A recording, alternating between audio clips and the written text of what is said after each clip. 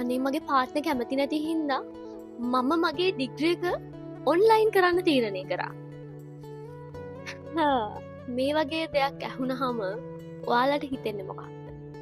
ඇත්තටම මට ඒ ළමයා ගැන හරිම දුකක් ඇති වුණා.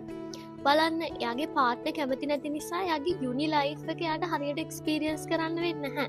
එයා ගෙදර ඉඳන් ඒක ඉගෙන ගන්නවා. යුනිවර්සිටි කාලේ ඔගොල්ලෝ කොච්චර දේවල් ඉගෙන ගන්නවද? යාළුවොත් එක්ක ගෲප් වර්ක් එකක් කරන විදිහ, ඔගොල්ලොන්ගේ ඉන්ටර්පර්සනල් ස්කිල්ස්, ඔය කියන ගොඩක් දේවල්. එතකොට ඔගොල්ලොන්ගේ නෙට්වර්කින් අපි කැම්පස් එකට යනවා කියලා කියන්නේ එඩියුකේෂන් කියන්නේ අපේ අධ්‍යාපන අවශ්‍යතාවය සපුරගන්නම නෙමෙයි. අපි මිනිස්සු හොඳ ගන්නවා, අපිට හොඳ නෙට්වර්ක් එකක් හැදෙනවා. ඒ වගේ අපිට පොතකින් ගන්න බැරි ගොඩාක් ලොකු නොලෙජ් එකක් අපි හොඳ යුනිවර්සිටියකට ගියපුවාම අපිට ඒ වටපිටාව ඇතුළත අපිට හැදෙනවා. ඉතින් ඇත්තටම මට ඇඩ්‍රස් කරන්න ඕනේ ඕගොල්ලෝ පාර්ට්නර්ෂිප් එකකට රිලේෂන්ෂිප් එකට යනවන එක පාර්ට්නර්ෂිප් එකක් කරගන්න. ඒක ඕනර්ෂිප් එකක් කරන්න එපා.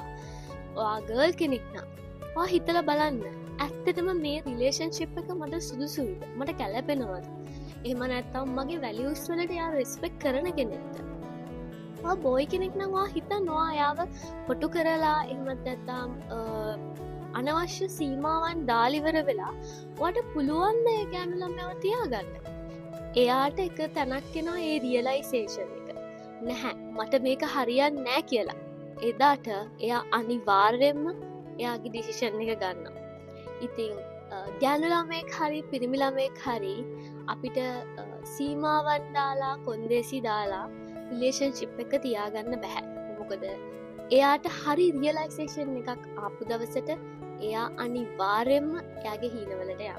ඔයා මොකද හිතන්නේ? පල්හැන් කමෙන්ට් එකක් දාගෙන යන්න. මම විලෝචනා රත්නායක.